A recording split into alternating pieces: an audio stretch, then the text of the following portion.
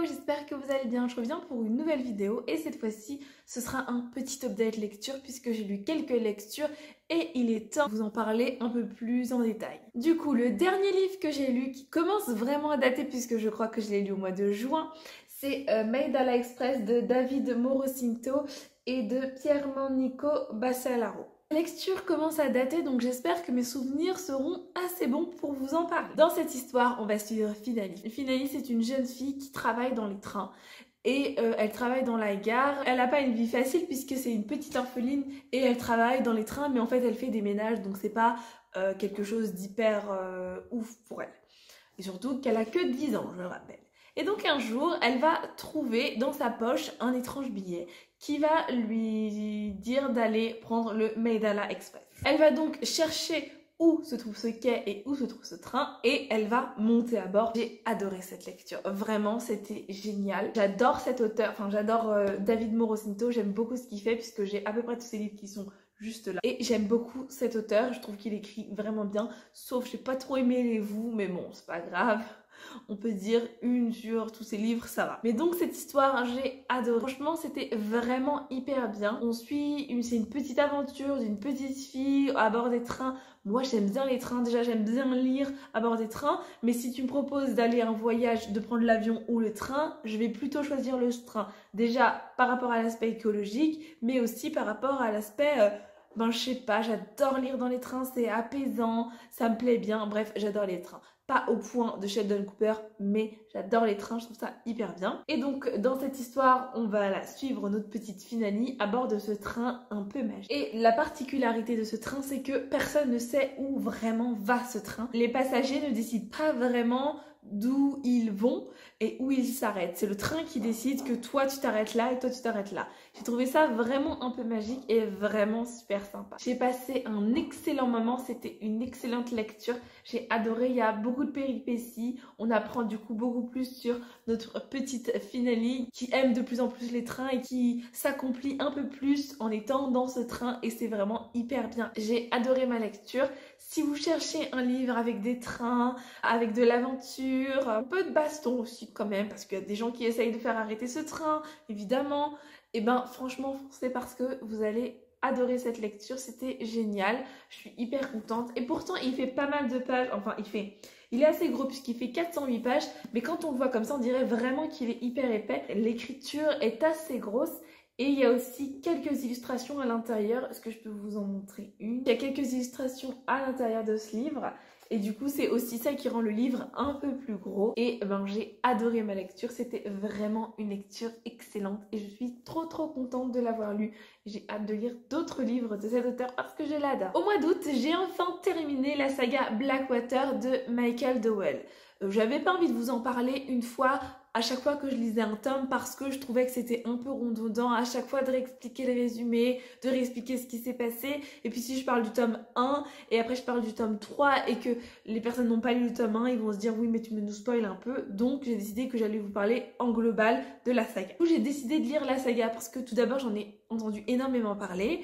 Et je me suis dit, bon, à un moment donné, je vais envie peut-être de le lire. Des fois, je lis les grandes sagas que des gens parlent, mais des fois, non. Mais là, c'est parce que Elodie, du blog Parlons Fiction, en a parlé et elle en parlait assez bien. Et du coup, je me suis dit, bon, allez, si elle aime bien, peut-être moi, je vais aimer. Si vous savez pas de quoi ça parle, en gros, on va suivre l'histoire d'une famille qui vont découvrir l'existence d'Éléonore qui va arriver lors d'une crue. Et l'histoire va s'axer autour de cette famille et d'Éléonore. Du coup, en fait, on va suivre à chaque tome leurs petites aventures, l'avancée de leur vie, et on va suivre en fait toute leur histoire à travers ce livre, puisqu'on va suivre vraiment sur une assez longue période. Bien aimé l'histoire, c'est pas la saga de ma vie, c'est pas un truc que je retiendrai des années plus tard, non, c'est un truc qui se lit facilement. J'avais pas besoin de réfléchir forcément en lisant mon livre. C'est un livre qui se lit rapidement aussi parce que je les ai tous écoutés en audio parce que je me voyais pas acheter les 6 tomes en papier, les avoir dans mes bibliothèques, bof. Je me suis dit que les avoir en audio c'était facile et du coup j'écoute ça facilement en x1,5, même x1,75 parfois et ça se lit vraiment très facilement, il n'y a aucun problème pour suivre l'histoire. Il y a vraiment pas mal de rebondissements à chaque fois dans chacun des tomes, il y a un rebondissement assez important qui change un peu le cours de l'histoire de cette petite famille. C'est pas la saga qui va marquer mon histoire de lectrice, mais ça reste assez sympa puisque j'ai passé un bon moment. J'avais envie de connaître la suite parce qu'à chaque fois ça se termine par des choses un peu... des retournements de cette situation, des cliffhangers, bref ça se finit à chaque fois par des choses un peu ouf. Et du coup t'as envie d'en savoir plus et t'as envie de lire le tome suivant. C'est surtout ça qui fait que j'ai lu la saga aussi vite. J'avais aussi des crédits audio à liquider puisque j'en avais vraiment beaucoup. Et donc du coup là je les ai lus vraiment très rapidement puisqu'en 3-4 mois j'ai lu les 6 tomes. Et ce qui n'arrive pas vraiment très souvent. C'est une histoire vraiment sympathique à lire. J'ai bien aimé le personnage d'Éléonore qui est quand même un des personnages un peu principaux de cette histoire. J'ai bien aimé tout le mystère autour de ces personnages que je ne vais pas vous révéler maintenant parce que sinon ce serait vous gâcher toute l'histoire. Mais il y a pas mal de suspense et il y a pas mal de choses où on se pose des questions. J'ai bien aimé la fin de la saga. Je trouve que c'était assez à la hauteur de toute la saga. J'ai été un peu triste de finir cette saga parce que en fait je sais pas, à force de lire cette histoire on s'accroche aux personnages, on a envie d'en savoir plus et on s'attache un peu à eux et donc je me suis dit ah mince c'est déjà fini, du coup j'aurai plus jamais la suite et ça c'était un peu triste. Mais sinon globalement je trouve que l'histoire elle s'est vraiment bien ficelée. Je trouve que finalement la fin de l'histoire est vraiment très bien faite et ça représente bien toute la saga que j'ai lue jusqu'à la fin. Donc voilà, c'était vraiment une saga hyper bien et je suis contente d'avoir lu cette saga et de pouvoir en faire mon propre avis. À force d'en entendre parler, j'avais vraiment envie de le lire. Et puis il y a quand même pas mal de gens dans mon entourage qui l'ont lu puisque ma grand-mère l'a lu et m'a dit « Oh j'ai bien aimé, est-ce que tu connais cette saga ?» Et je lui ai dit oui et c'était vraiment très marrant de pouvoir aussi en discuter avec elle une fois que j'ai terminé la saga. Bon, je suis désolée pour le cadrage qui change assez souvent, mais c'est Juni qui trouve ça amusant de jouer avec mon trépied. Je suis contente d'avoir lu la saga Blackwater parce que ça donne un bon aperçu de ce que du coup c'est devenu un succès. Et je suis hyper contente de l'avoir lu et de me dire ok c'est bon j'ai lu la saga Blackwater et de pouvoir en parler avec toutes les personnes qui l'ont lu. Ensuite, j'ai lu Les sorciers de Mystère écrit par Martin Merriam. J'en avais parlé dans mon vlog lecture, mais du coup je voulais en parler un peu plus en profondeur, si je dirais ça comme ça. Dans cette histoire, on va suivre Harold et Lisa, qui sont deux jeunes sorciers. Ils ont été confiés à leur arrière-grand-mère puisque leurs deux parents ont disparu. Et du coup, un jour, un nouveau parc d'attractions va ouvrir dans leur ville. C'est le Monstroland que vous voyez juste ici. Et ces deux compères vont vouloir aller ensemble au parc d'attractions. Sauf que leur arrière-grand-mère est assez stricte à ce sujet et elle ne va absolument pas vouloir que les deux enfants y aillent. Évidemment, quand t'es enfant, t'as quand même envie d'y aller. Donc, ils vont quand même décider d'y aller tous les deux afin d'aller dans ce nouveau parc d'attractions et découvrir qu'est-ce qu'il a de ouf. Sauf qu'en fait, dans ce parc d'attractions, il y a une espèce de force mystérieuse qui entoure ce parc d'attractions et envoûte les personnes qui sont dans ce parc d'attractions. Eux, ce sont des sorciers, donc ils sont un peu plus résistants, si je dirais ça comme ça, mais ils vont essayer de comprendre qu'est-ce qui se passe réellement dans ce parc d'attractions. Ils vont essayer de tout mettre en leur pouvoir pour essayer de comprendre qu'est-ce qui s'y passe et de déjouer la malédiction. C'était une lecture vraiment très sympa. J'ai adoré ma lecture, c'est vraiment un truc que tu lis l'automne parce que il y a des esprits, je trouve ça hyper bien. Enfin, j'ai adoré ma lecture et typiquement, c'est vraiment un livre que j'aurais aimé lire à l'automne avec la pluie qui tombe, peut-être un feu de cheminée sur ma télé, avec un gros plaid, une tasse de thé. Bref, c'est vraiment l'ambiance typiquement automnale. J'adore. J'ai adoré cette lecture, j'ai adoré la complicité des deux jumeaux. C'est vraiment très sympa de les voir évoluer, mais aussi que chacun a sa personnalité, ses caractéristiques qui leur est propre. Et ça, j'ai trouvé ça hyper bien. J'ai adoré le retournement de situation. J'étais là, oh mon Dieu. C'est ça le retournement de situation, j'étais là, j'avais pas du tout vu ça venir et pourtant j'en ai lu des livres jeunesse, j'en ai lu beaucoup des livres jeunesse et j'étais là, oh je suis trop contente. Ce livre a réussi à me surprendre et dans le bon sens du terme, donc du coup je suis hyper contente.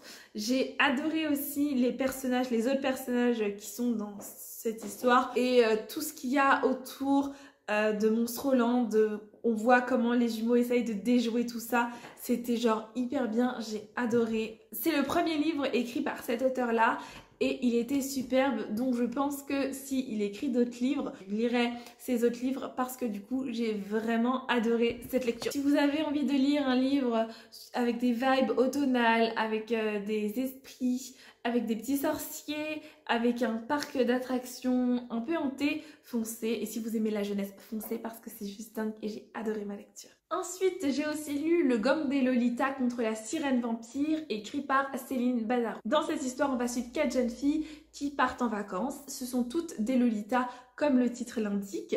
Et elles décident de partir en vacances et d'avoir des vacances tranquilles, pépouses, à se dorer la pilule sur la plage. Heureusement, ça va pas vraiment se passer comme ça, puisque l'une d'entre elles va disparaître. Elle va disparaître et ils vont se rendre compte que c'est quelque chose qui l'a fait disparaître, un être un peu chelou, maléfique, vraiment trop bizarre. Et elles vont commencer à se poser des questions et à se demander qu'est-ce qui a pu bien se passer. Au fur et à mesure de l'histoire, elles vont essayer de survivre.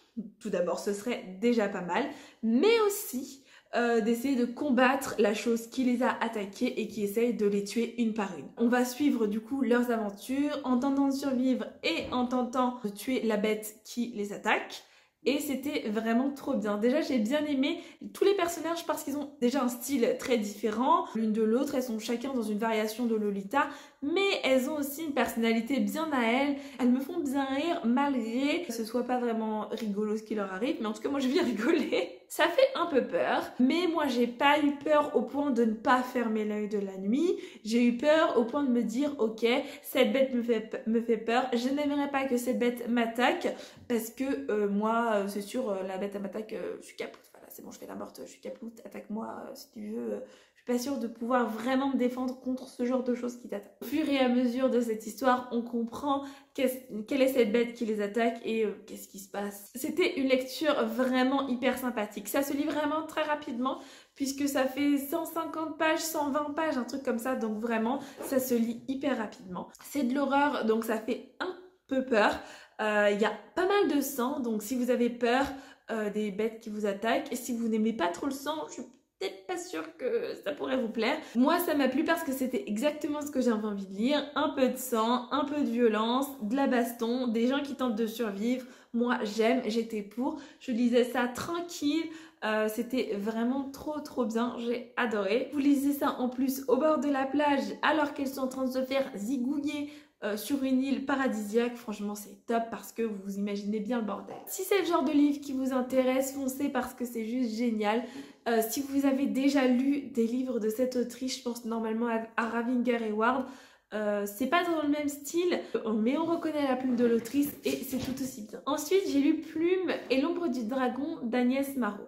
J'ai adoré ma lecture. Ici, nous sommes dans une histoire où on suit la petite fille Plume. Elle vit sa petite vie tranquille, c'est-à-dire qu'elle vole des ombres. En fait, son métier consiste à voler l'ombre des gens. Grâce à ça, il est possible qu'elle échange contre quelque chose pour se nourrir et pour pouvoir survivre. Ça se pose pas vraiment comme ça, puisque un jour, elle va décider de voler l'ombre d'un dragon parce qu'elle se dit vas-y, je vais voler l'ombre d'un dragon, ça va m'apporter un max de thunes, je serai tranquille pendant un moment. Cette petite fille va donc tenter de voler l'ombre du dragon et se faire un max de thunes et être juste tranquille pendant un moment. Sauf qu'évidemment, c'est plus compliqué que ça. Il va se passer plein de péripéties jusqu'à ce qu'elle arrive à atteindre le dragon. Et c'est vraiment trop bien. Ce que j'ai bien aimé dans cette histoire, c'est déjà l'originalité de l'histoire. Parce que certes, j'ai déjà lu des livres avec des ombres. Enfin, que des personnes volent les ombres. Mais surtout qu'elle peut parler aux ombres des personnes qu'elle a volées. Et ça, j'ai trouvé ça hyper bien. Elle peut en savoir plus sur leur histoire, sur ce qui leur est arrivé. Et ça, j'ai trouvé ça tellement cool. Et j'ai trouvé que ça donnait une originalité à notre histoire. Et puis cette petite piratesse, elle est vraiment débrouillarde. Elle parle à plein d'ombres, elle se débrouille parce qu'elle n'a pas trop le choix.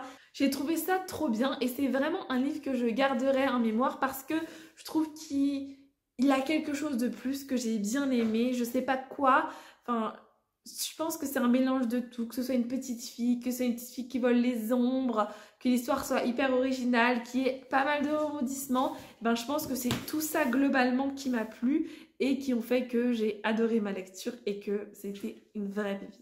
Je suis trop contente du coup de pouvoir l'avoir lu et je pense que c'est une lecture parfaite si vous aimez les petites aventures, les petits trucs un peu mystérieux et si vous aimez les piratesses qui volent des ondes, peut-être que vous avez un intérêt spécifique pour ça, je ne pense pas parce que c'est vraiment très spécifique, mais sait-on jamais. C'était vraiment trop bien et je suis trop contente de l'avoir lu. C'est vraiment une très bonne lecture. Enfin, j'ai lu Nos jours brûlés de Laura Nafsou. J'en avais entendu énormément parler, notamment par la bouquetillaise, et je me suis dit, vas-y Laetitia, ça fait une plombe que tu l'as dans ta bibliothèque. Et ben, il serait temps de le lire.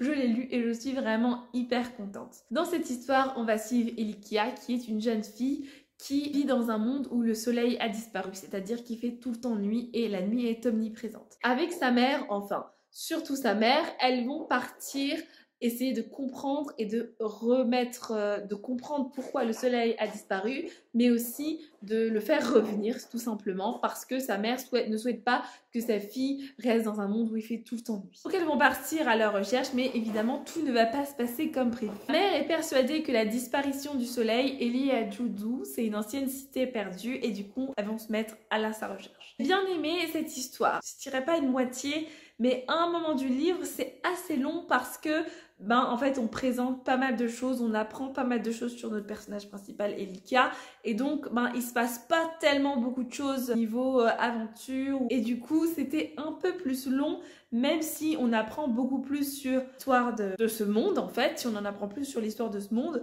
mais j'ai trouvé ça parfois un peu long.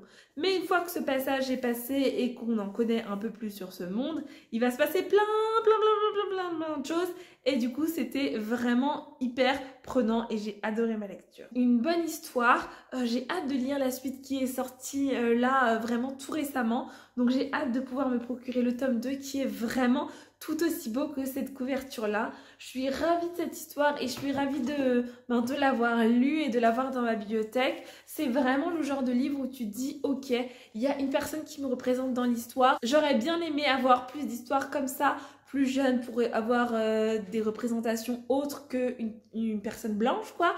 Et donc je trouve ça trop bien et je suis hyper contente que ce genre de livre existe pour toutes les personnes qui n'ont pas de représentation et qui vont en avoir ou qui en ont de plus en plus maintenant. Et je suis vraiment contente d'être dans cette période là parce que je me dis ok on peut faire quand même de belles choses même si c'est beaucoup plus difficile de se faire éditer dans des maisons d'édition, mais ça c'est un autre débat. Franchement je suis contente et du coup je lui donne plein de force et du coup j'ai trop hâte de lire la suite parce que la fin de cette histoire se finit par un truc de ouf et j'étais là oh bon Dieu, heureusement que je n'ai pas lu ce livre plus tôt finalement parce que là quand même j'aurais préféré ne pas avoir à attendre aussi longtemps, donc là je pourrais lire la suite vraiment très bientôt et donc je suis trop contente.